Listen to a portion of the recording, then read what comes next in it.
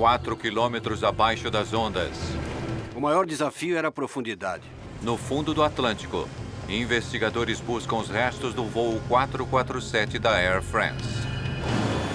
Aquela era uma linha comercial importante. O que você está fazendo? Que de repente teve um avião despencando do céu em 4 minutos e meio. 228 pessoas morreram. Foi um verdadeiro choque. Temos que contactar os controles de tráfego aéreo do Brasil e do Senegal imediatamente. Os investigadores de desastres aéreos encaram uma tarefa monumental. Nós tínhamos de entender por que aquele acidente havia acontecido. A explicação mais simples é que uma bomba explodiu no voo. Isso explicaria. As respostas podem estar nos destroços, mas encontrar essa evidência... Pare aí. Levará anos. Eles tinham de fazer o que fosse preciso.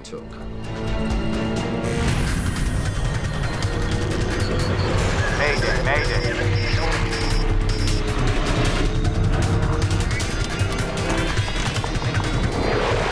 Mayday, desastres aéreos. Esta é uma história real baseada em relatórios oficiais e relatos de testemunhas. Voo 447 Air France. O voo 447 da Air France está cruzando o Oceano Atlântico. 1º de junho de 2009. O Airbus A300 está fazendo um voo direto de 11 horas do Rio de Janeiro para Paris. O capitão Marc Dubois, de 58 anos, está no comando.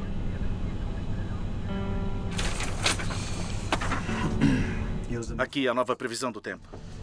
Ele foi piloto por mais da metade de sua vida e agora é um dos capitães mais experientes da Air France.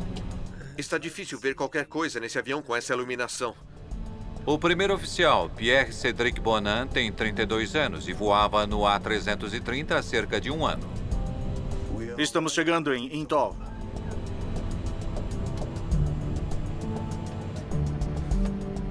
O segundo oficial, David Robert, de 37 anos, está de prontidão. Os 3 pilotos voam em turnos para permanecerem alertas. Há 216 passageiros no voo noturno, incluindo o empresário executivo canadense Brad Clamps. Eu falei com meu irmão no domingo de manhã. Nós conversamos sobre as crianças e depois eu falei com ele até a hora dele entrar no avião. Como muitos desses ratos de aeroporto, como eles os chamavam, ele voava o tempo todo, estava muito acostumado. E eu acho que ele talvez até gostasse. Com o piloto automático mantendo o avião firme a 35 mil pés... Air France 447. Air France 447, prossiga. A tripulação se comunicava com o controle de tráfego aéreo brasileiro. Air France 447, entre em contato com o Centro Atlântico. Enquanto voam, um computador de bordo monitora os motores, a hidráulica e outros sistemas. Ele também envia relatórios de progresso para a sede da Air France. A cada 10 minutos, o computador transmite a posição do avião junto com os dados de manutenção. O objetivo das mensagens de manutenção é simplesmente ajudar as equipes em terra a se preparar para eventuais reparos do avião necessários para a próxima partida. Atlântico. Air France 447 chamando Atlântico. Air France 447, aqui é Atlântico, prossiga. Com 3 horas de voo, o capitão relata ter chegado a uma coordenada de navegação na costa do Brasil.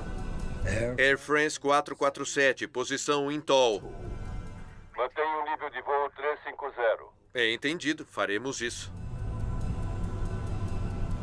Então temos outra coisa mais adiante. Eu já vi.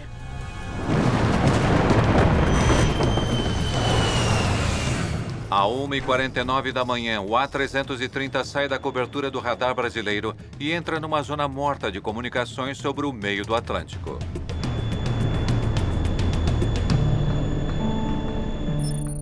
Duas horas depois, o controle de tráfego aéreo do Senegal tenta contactar o voo. Air France 447, aqui é Dakar. Estão copiando? Responda, Air France 447. Ele não consegue contato com a tripulação e alerta a Air France. Dakar para Air France. Alguma notícia do AF447, câmbio? Negativo. Aguarde pelo Air France, por favor. Ninguém sabia da tripulação do voo 447. A única comunicação, 24 mensagens de manutenção transmitidas pela aeronave horas antes. Um funcionário da manutenção tenta fazer contato, mas suas mensagens retornam. Erro, receptor não encontrado. Mas o que é isso? Talvez o sistema de comunicação tenha falhado. O rádio HF, principalmente à noite, não é exatamente confiável. Por isso, durante algum tempo em que ele sumiu, todo mundo dizia: eu espero que seja só um problema de comunicação. No horário em que o voo deveria ter alcançado o espaço aéreo francês, os controladores ainda não conseguem fazer contato. No aeroporto internacional Charles de Gaulle, em Paris, o horário de chegada das 11h10 da manhã passa sem sinal do voo 447. O A330 estaria sem combustível a essa altura. A companhia aérea começa a notificar as famílias. O avião quase certamente caiu no mar.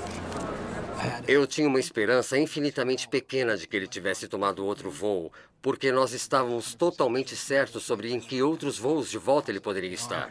Na tarde de 1º de junho, o mundo descobre que o voo 447 do Rio para Paris desaparecera misteriosamente.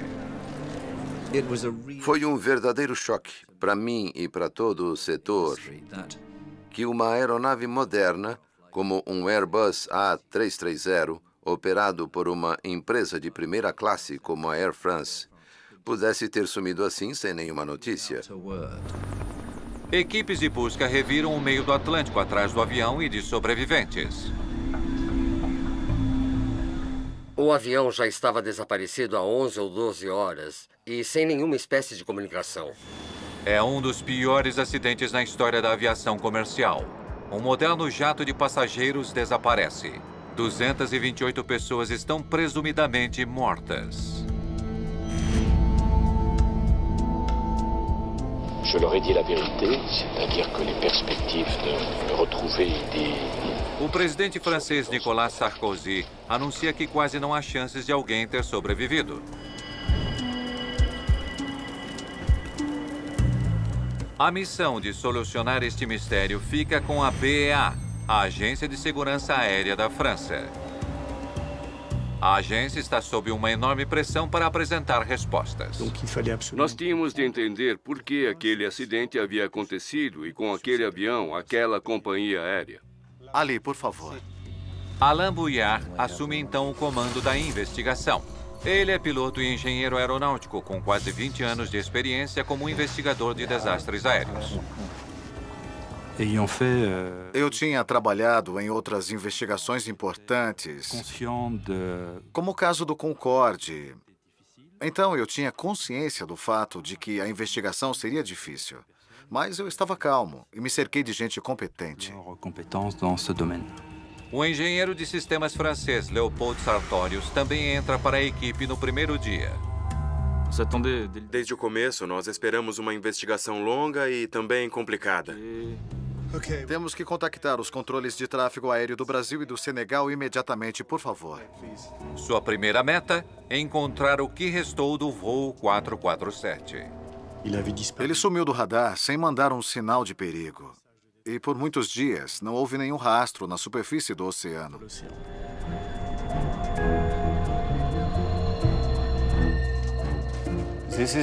Essa é a última vez que eles informaram sua posição.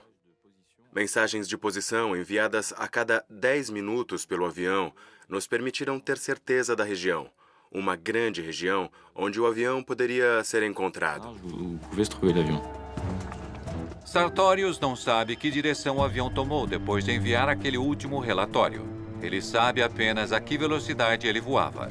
É então uma área imensa para procurar. Acho melhor começar aqui. Última posição conhecida. Milhares de quilômetros quadrados de mar aberto. Área de busca. Forças aéreas e marítimas varrem o oceano procurando algum sinal do voo 447. Finalmente, após 5 dias de buscas, um piloto brasileiro avista alguns destroços esparsos flutuando. Destroços de um A330, mas nenhum sobrevivente. O achado elimina qualquer vestígio de dúvida sobre a queda.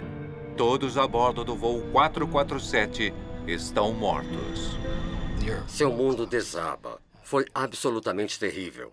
Ele era uma pessoa maravilhosa e eu era muito próximo dele. É simplesmente a coisa mais horrível que se pode imaginar. As famílias dos outros 227 estão exatamente na mesma situação. Todas precisam de respostas.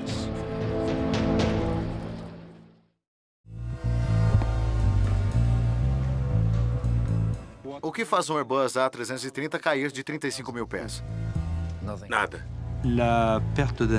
A perda de uma aeronave em cruzeiro é sempre rara. Nós estamos mais acostumados a eventos que acontecem durante o pouso ou a decolagem. Aquele evento, então, levantou muitas perguntas.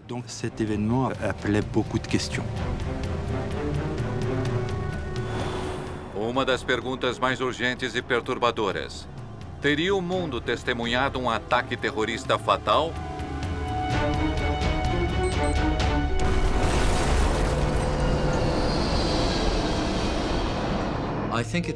Eu acho que um cenário terrorista era completamente plausível, simplesmente porque trata-se de uma aeronave muito moderna, com um registro de segurança muito bom. A explicação mais simples é que alguma coisa, uma bomba, explodiu no avião. Isso explicaria. As correntes do Atlântico espalharam os destroços flutuantes da aeronave por mais de 500 quilômetros quadrados de oceano.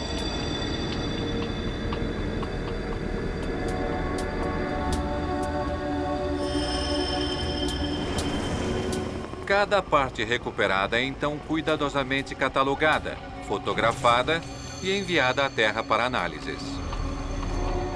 Mas dos destroços perdidos no fundo do mar, o que os investigadores mais precisam são restos que incluem as vitais caixas pretas.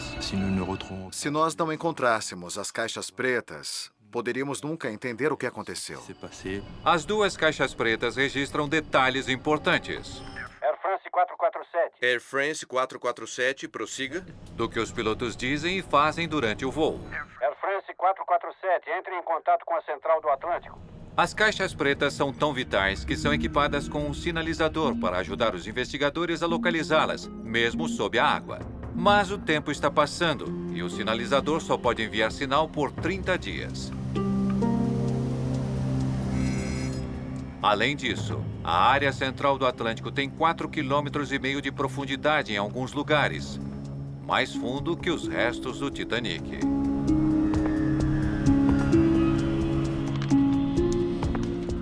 Os técnicos ficam atentos ao sinal.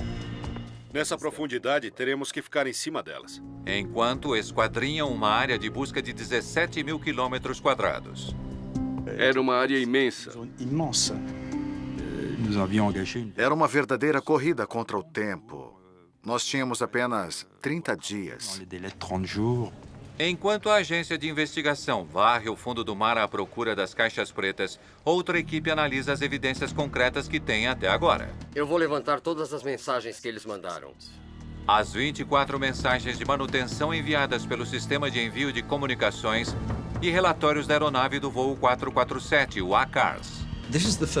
É o primeiro acidente grave com um voo comercial moderno em que temos alguns dados do ACARS. As mensagens do ACARS são altamente técnicas. Não são projetadas para revelar o que a tripulação viu, disse ou fez durante o voo. Ter apenas as mensagens de manutenção para trabalhar é muito incomum. Nós tínhamos dados parciais, que na verdade nos deram muito pouca informação. Mas eles forneceram uma pista intrigante. Olha, esse é o problema dos tubos de Pitot.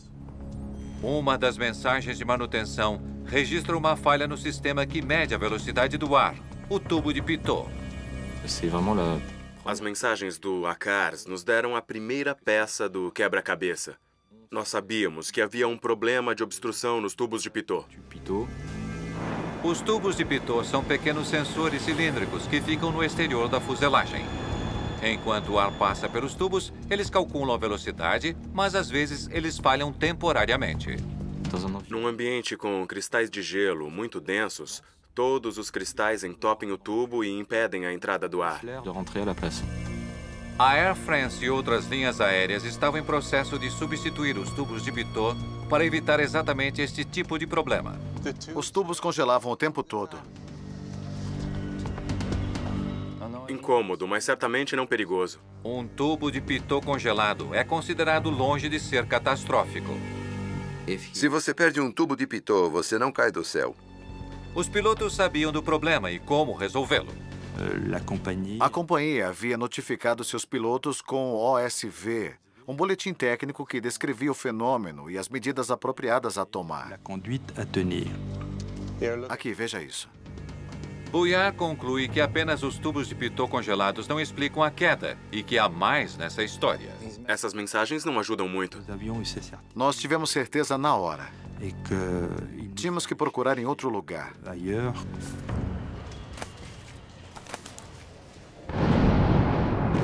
Já que os tubos de Pitot congelados não podiam ser culpados, Bouillard se pergunta se o clima extremo teve alguma influência.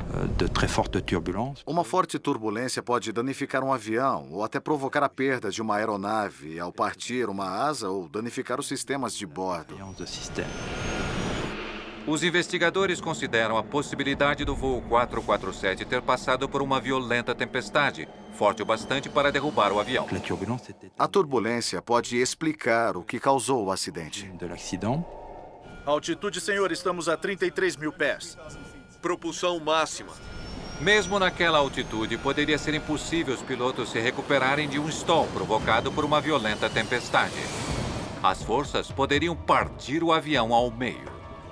Num avião, o maior perigo de uma turbulência é um dano estrutural, como perder um pedaço da cauda, ou então perder uma asa em casos extremos.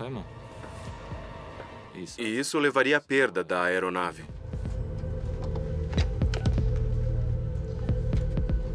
Preciso de mais informações climáticas, relatos do piloto, imagens de satélite, tudo. O voo 447 desapareceu numa região instável, onde ventos tropicais dos dois hemisférios convergem criando violentas tempestades.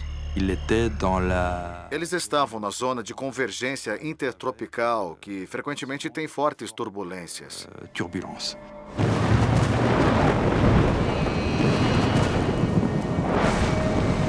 Outros aviões mudaram suas rotas naquela noite para evitar tempestades na área. Mas que tipo de clima o voo 447 encontrou? Quais eram as reais condições? Qual era o verdadeiro ambiente ao redor do avião? Era uma grande dúvida. Além da turbulência, tempestades e raios são outra ameaça à aviação. Talvez um raio fosse o culpado pelo acidente. Senhor, estamos perdendo nossos instrumentos. Se por acaso houvesse alguma deficiência no isolamento do avião e os sistemas fossem danificados, nós provavelmente teríamos encontrado um monte de problemas. Teria um raio derrubado o voo 447?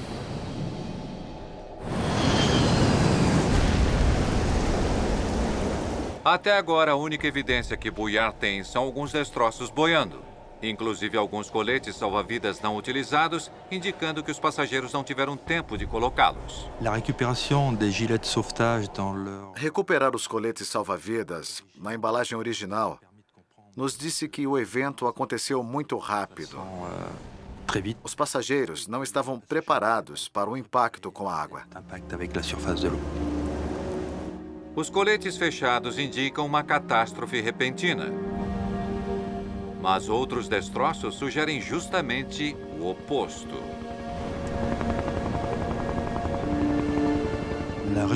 A recuperação da cauda foi um elemento muito importante. O padrão de fragmentação pode revelar pistas importantes sobre quando a cauda se partiu.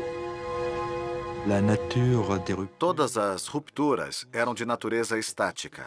Não havia sinais de danos por fadiga. Isso deve ter acontecido quando ele bateu na água. A cauda estava ligada à fuselagem no momento do impacto. Ela não se partiu no ar. Se o A330 bateu intacto na água, ele não foi derrubado por uma bomba, nem por uma turbulência. Os investigadores não estão nem perto de solucionar este mistério.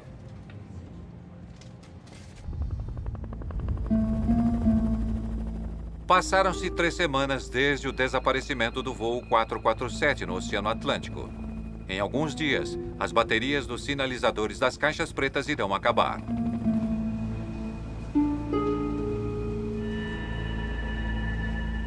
Apenas com destroços flutuantes para estudar, os especialistas se concentram numa seção da cozinha do voo 447. Parece que a pressão foi vertical, assim. Eles fazem uma descoberta importante. O avião bateu comprido e em alta velocidade. Examinar a cozinha confirmou que houve uma enorme aceleração vertical no instante em que o avião bateu na superfície da água. Tudo dentro do avião estava achatado, como um carro num compactador de metais. Eles perceberam que o avião não mergulhou de nariz no mar. Era quase certo que ele havia batido de barriga. E como isso poderia acontecer com um avião comercial moderno, ninguém fazia ideia. Sob essas circunstâncias, era essencial encontrar a caixa preta para entender o acidente e explicar por que ele aconteceu. A busca no mar chega ao 30º dia sem nenhum sinal do A330. O sinalizador está supostamente sem bateria. Bouillard recorre então a um sonar de alta tecnologia para continuar a busca. Daquele momento em diante, o sonar era a única forma de detectar metais no fundo do mar e ter alguma chance de encontrar os destroços.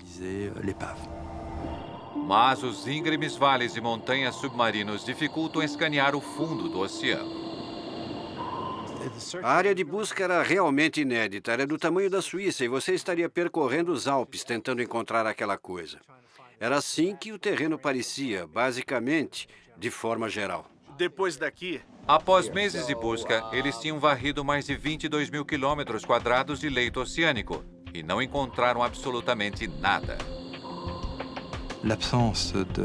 A ausência das caixas pretas e de destroços eram muito frustrantes. Era como um fracasso. Para nós era inconcebível, em 2009 e 2010, se perder um importante avião comercial e não conseguir encontrá-lo, não conseguir entender o que aconteceu e por que 228 pessoas perderam suas vidas. Os investigadores estão, porém, determinados a ter sucesso. Eles recorrem aos mesmos veículos submarinos automáticos que encontraram o Titanic. Deve ter sido a primeira vez que um VSA percorreu um terreno tão acidentado para procurar algo tão pequeno.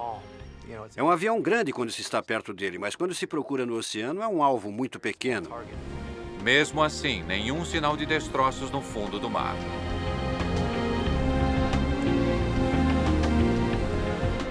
Era como se o avião tivesse simplesmente sumido. 18 meses depois do voo 447 desaparecer, Bouillard percebe que as chances de encontrar o que procura estão cada vez menores.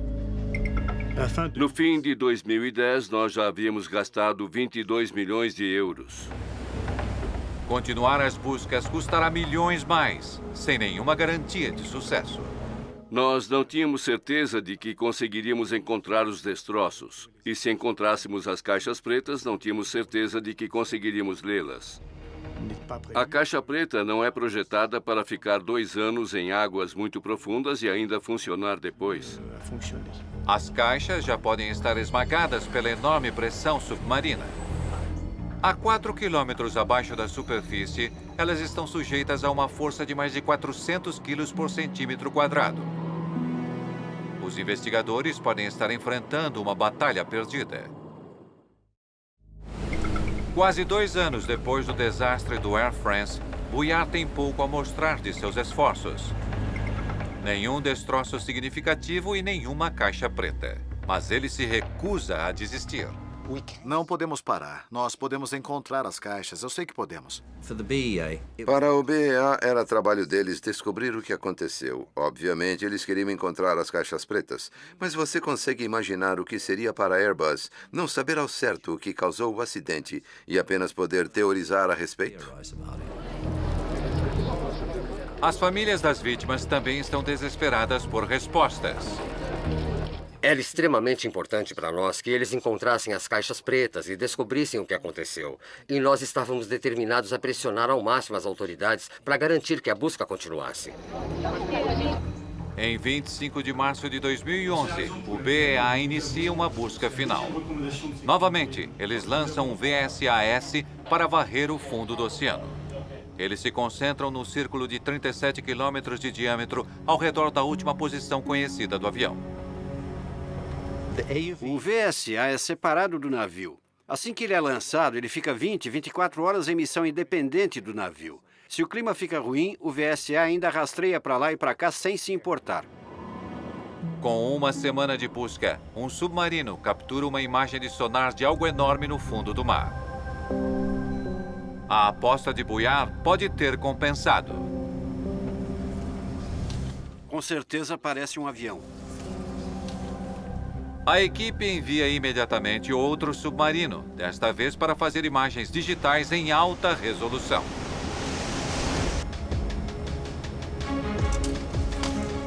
Eu pensei que nunca veria esse dia.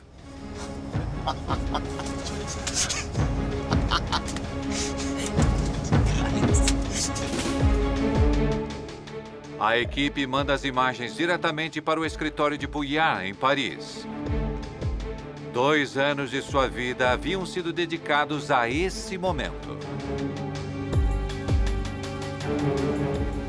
Eu não acredito. Graças a Deus. Receber as fotos foi um momento que eu esperei por 2 anos.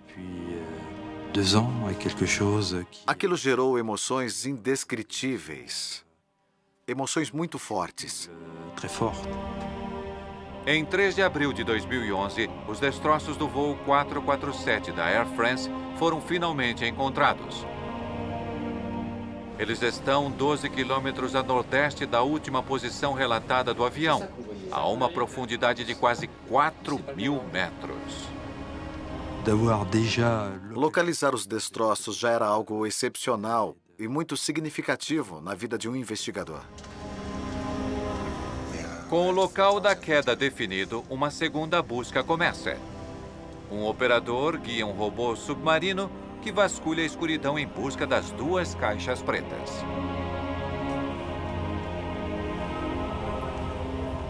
É como um ferro velho. Não há nada além dos destroços do avião por toda parte, coisas empilhadas umas nas outras. Tem a fuselagem, tem motores, tem todo tipo de coisas por toda a parte. Os dias se passam sem nenhum sinal das caixas pretas. Os investigadores sabem que mesmo que encontrem o que procuram, 2 anos sob a água deve ter inutilizado os dispositivos. Não fazíamos ideia se os registros de voo e as gravações de voz na cabine estariam em condições de funcionamento. Então, Bouillard recebe a notícia que estava esperando. Pare ali. Amplie ali.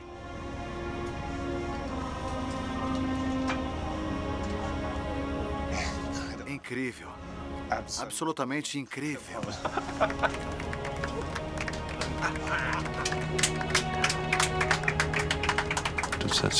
São momentos difíceis de descrever. Momentos na sua carreira que você não pode esquecer.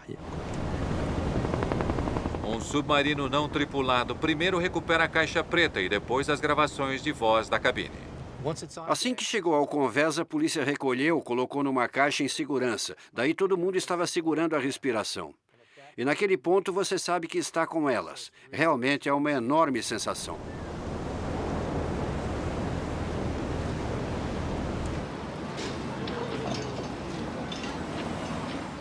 A polícia francesa escolta a caixa preta e as gravações da cabine até o laboratório de Léo Sartorius, em Paris.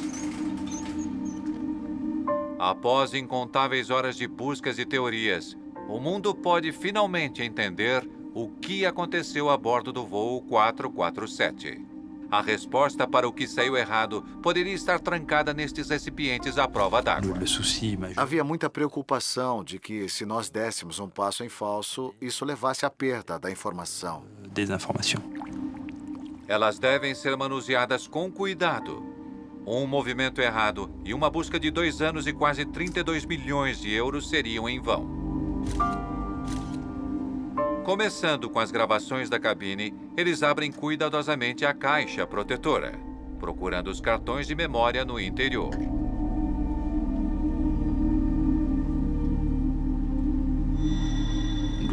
A pior coisa que poderia acontecer seria os cartões de memória estarem quebrados, fisicamente quebrados. Isso não é bom. Viu o estrago? Os transmissores parecem quebrados. Nós rapidamente notamos que havia pequenas partes quebradas. Então, não tínhamos certeza se estava tudo funcionando. Se os técnicos não puderem consertar o aparelho quebrado, pode não haver como saber o que aconteceu na cabine pouco antes da queda, nem quem estava pilotando o avião. Olha o cartão de gravação. Um exame atento da segunda caixa, que registra os dados de voo, traz notícias melhores. Tudo bem, sem problemas. Acho que nós olhamos um para o outro e dissemos: é inacreditável que esteja nessas condições, é incrível. O cartão de memória estava em ótimas condições. Nós conseguimos ler os dados bem rapidamente. Enquanto os técnicos tentam consertar o gravador da cabine, Sartorius organiza cuidadosamente os dados de voo. Eles estavam voando em segurança a 35 mil pés. Os dados revelam que os tubos de pitot de fato congelaram. Os tubos de pitot congelaram aqui. Os tubos congelados geraram leituras instáveis de velocidade, fazendo o piloto automático desligar automaticamente. O piloto automático desliga e o piloto assume o controle do avião. Ele avisa os pilotos bem alto. Pode ter sido meio surpreendente, um certo choque. E isso com certeza foi um choque para aqueles pilotos, e a reação deles a esse aviso foi a chave para tudo mais que se seguiu. A tripulação foi informada de que um tubo de pitot congelado poderia limpar-se em menos de 1 minuto. Os pilotos no avião só ficaram sujeitos à obstrução por cerca de 56 segundos, e depois disso as leituras de velocidade voltaram ao normal. O piloto precisa apenas manter o avião estável e o problema desaparecerá.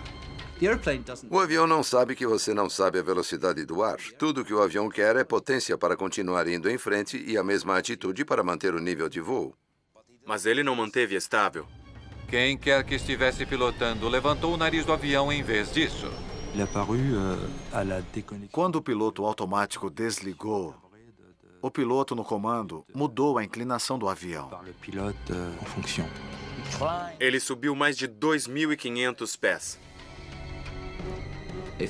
Se você levantar o nariz de um avião que está subindo, isso reduz a velocidade. Aqui, a velocidade caiu mais de 90 nós em menos de 1 minuto. Isso disparou um aviso de stall aqui. Levantar o nariz de um avião em alta altitude coloca o avião em stall muito rápido.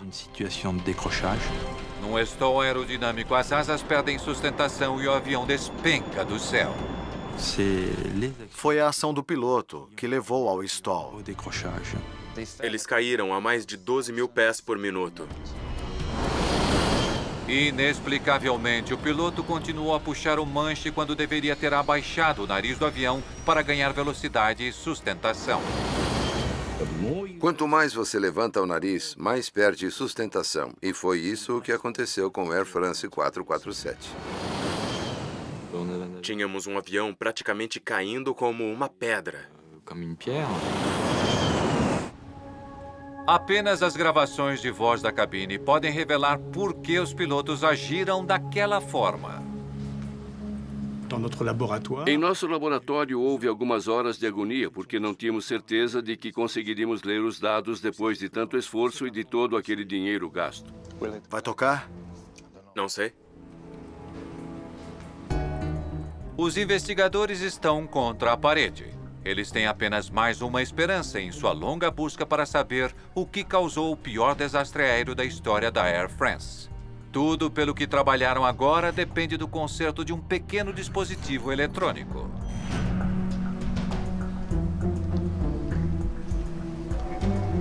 O momento da verdade. Air France 447. Air France 447, prossiga. Air France 447, entre em contato com a central do Atlântico. Atlântico. 40 minutos antes do acidente, o capitão Dubois está em seu assento. Air France 447, aqui é Atlântico, prossiga. Air France 447, posição em Toll. A gravação nos permitiu saber quem estava pilotando o avião, quem estava monitorando os parâmetros. Mantenha nível de voo 350. Entendido. Faremos isso. O primeiro oficial, Pierre-Cédric Bonin, está no assento da direita. Então temos outra coisa adiante. Sim, eu vi. E os dois homens estão indo na direção de uma tempestade. Parece que estamos entrando na nuvem. Normalmente a tripulação tentaria voar sobre uma tempestade. Mas naquela etapa de um voo transatlântico, não é seguro fazer isso. Seria bom se pudéssemos subir agora, não? É. A 35 mil pés, o ar no exterior é muito rarefeito para que o avião pesado com combustível ir mais alto. Os pilotos têm apenas duas opções: voar direto através da tempestade ou tentar contorná-la.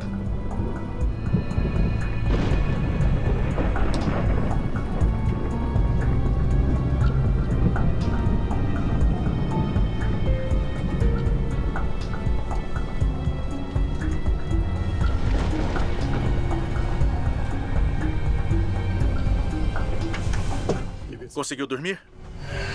Mais ou menos. Muito bem, então eu vou sair daqui.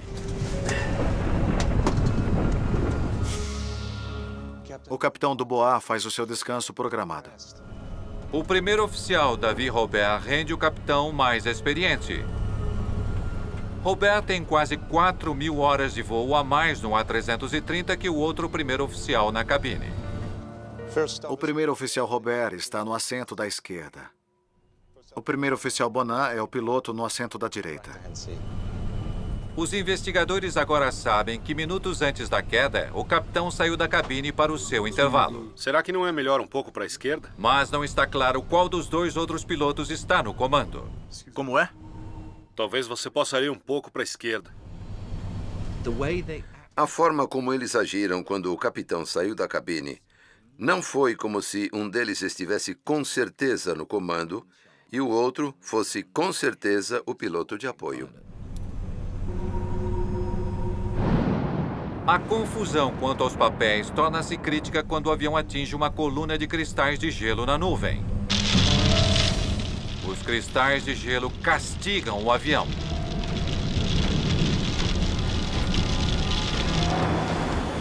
O gelo cobre os tubos de pitot. Os cristais de gelo estão enchendo os tubos de pitot. A leitura de velocidade não é mais válida. De repente, os pilotos não têm certeza da velocidade em que estão voando. Isso foi o piloto automático desligando. Eu estou no controle. O que foi isso? Avisos de stall começam a disparar na cabine quando Bonin levanta o nariz. Finalmente, os investigadores sabem qual dos pilotos colocou o avião em stall. O primeiro oficial Bonin estava puxando o manche, colocando o avião em stall. Incrivelmente, nenhum dos pilotos consegue saber por que o alerta está soando. O oficial Robert não entende o que está acontecendo. Ele vê o avião subindo e a velocidade caindo. E diz, cuidado com a velocidade. Nós perdemos a velocidade. Os pilotos precisam abaixar o nariz do avião para ganhar velocidade. Mas Bonin inexplicavelmente está puxando o manche, levantando o nariz. Ok. Tudo bem, tudo bem. Vou voltar a abaixar. De acordo com os três, você está levantando, então abaixe. Os pilotos lutam para recuperar o controle de seu avião. Mas eles parecem totalmente paralisados por sua própria confusão. Eles estão fazendo tudo errado. Deveria ser óbvio o que fazer.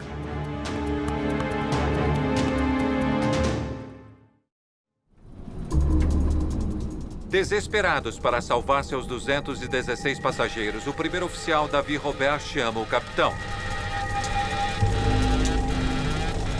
Bonan aumenta a potência ao máximo, mas é inútil.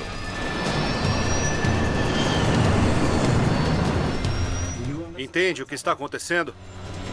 Estou perdendo todo o controle do avião. Quando eles chegam aqui, estão caindo a mais de 6.200 pés por minuto. Então, eles têm ainda cerca de 2 minutos para entender o que está acontecendo. O primeiro oficial, Robert, decide assumir o controle. Controles para a esquerda. Ele tenta abaixar o nariz do avião, um passo-chave para se recuperar de um stall.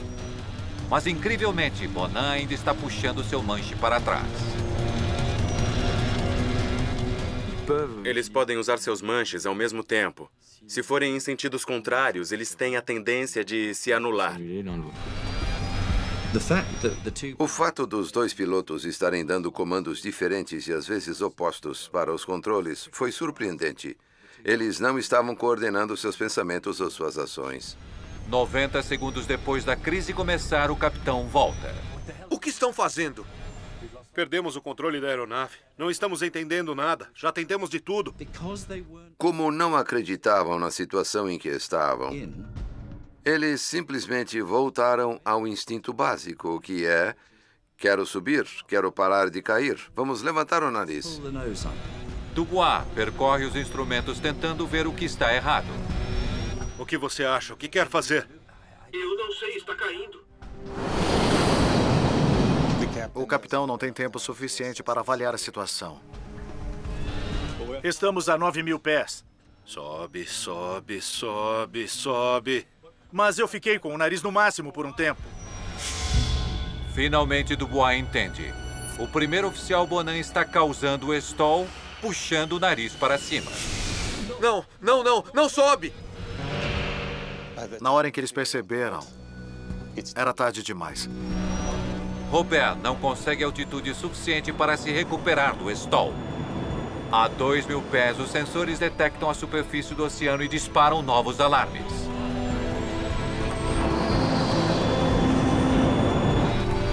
Nós vamos cair. Não pode ser verdade. Dubois, o que está acontecendo? A aeronave bate na água a quase 200 km por hora.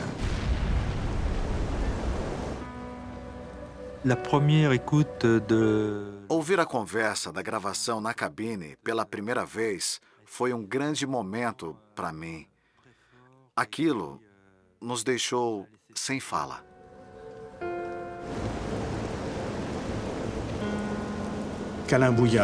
Alain Bouillard ficou pálido. Naquele momento, ele compreendeu a agonia da tripulação durante os últimos instantes do voo. No verão de 2011, equipes de resgate recuperam 104 corpos dos destroços submersos do voo 447, inclusive o de Brad Clems. Meu irmão estava entre aqueles que foram trazidos, e então foi possível para nós recuperá-lo, levá-lo para casa e fazer um sepultamento e dizer adeus adequadamente. Então isso ajudou. Mais de 3 anos depois do acidente, Alain Bouillard anuncia que a queda do voo 447 não foi causada pelo congelamento dos tubos de pitot, mas pelo erro da tripulação na compreensão e retificação do problema. Não pode ser verdade. O que está acontecendo? Havia uma sensação de que esses aviões eram tão sofisticados que poderiam voar sozinhos. Os pilotos nem eram treinados para voar nesses aviões no manual em altas altitudes, porque o pensamento era de que eles estariam sempre no piloto automático. Então não havia motivo para o piloto saber como pilotar.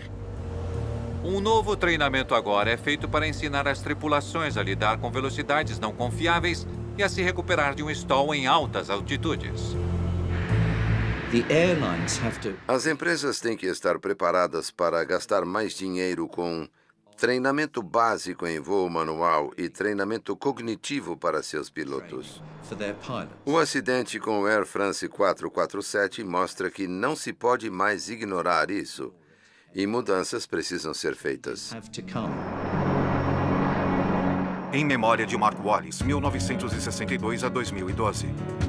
Versão Marshmallow, São Paulo.